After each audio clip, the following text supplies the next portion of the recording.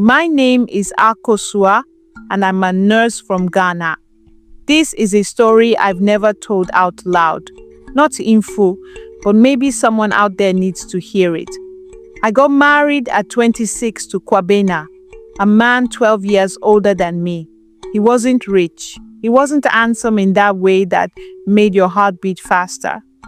But he was safe, kind, religious, thoughtful. Nothing like my father. My father was a good man, but his love came with rules, too many of them. Everything in our home was done his way, and my mother simply followed. I promised myself I would never marry a man like that. I wanted calm, peace, a soft voice. That's who Kwabena was. So when he proposed, I said yes. Not because I loved him, but because I was tired of fear and tired of pleasing everyone but myself. We weren't friends. We didn't even know how to talk to each other deeply. Our courtship was brief. Church visits, lunch with friends, then the wedding. I thought marriage would bring us closer, but the silence only got louder. When I got pregnant, I hoped it would give us something to share, some joy, maybe a bond. But Kwabena became even quieter. He worked a lot. He prayed a lot. And when he was home, he mostly stayed in the living room, reading his Bible or watching the news. When I gave birth to our daughter, Essie, my mother came to help for 2 weeks, then left. I was alone with a baby, alone with breastfeeding pain, alone with questions and fear. Kwabena was there, but not really. 6 months after Essie was born, we moved to Kumasi for his new job. I left behind my mother, my cousins, my church friends. The new city felt cold, even though the sun was always hot. I didn't know anyone. I worked night shifts at the hospital, then came home to breastfeed, cook, bathe Essie, and try to sleep when I could.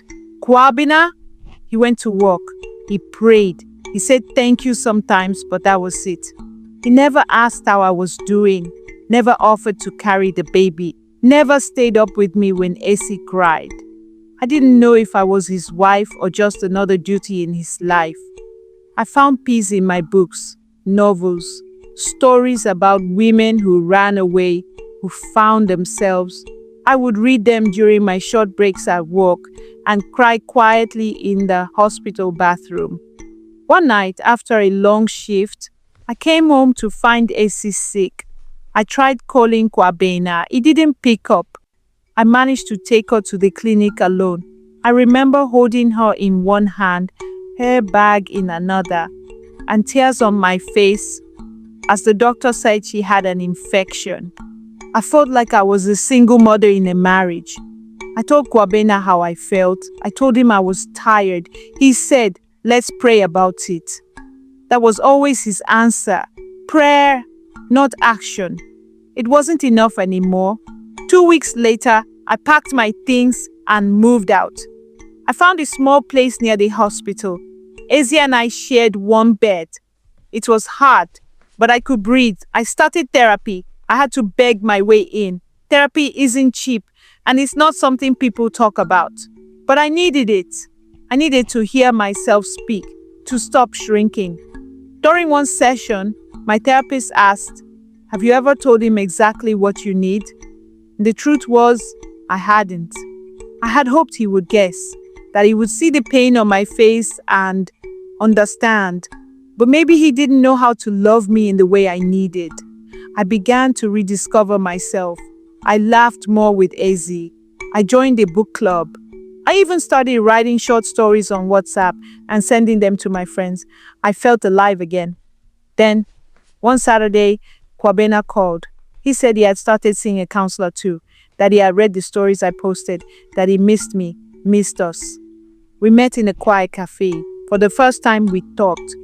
Not about work or prayer, but about feelings, needs, fears. I cried. He cried.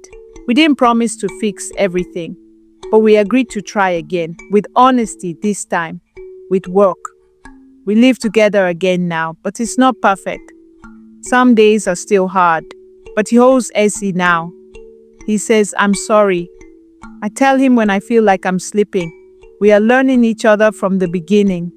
I don't know how our story will end, but I know one thing, I'm no longer silent in it. If you're listening to this and it feels like your story, please know this. You're not alone. Speak, ask for help, and never forget yourself in the process of loving someone else. Tales and Whispers by Susu.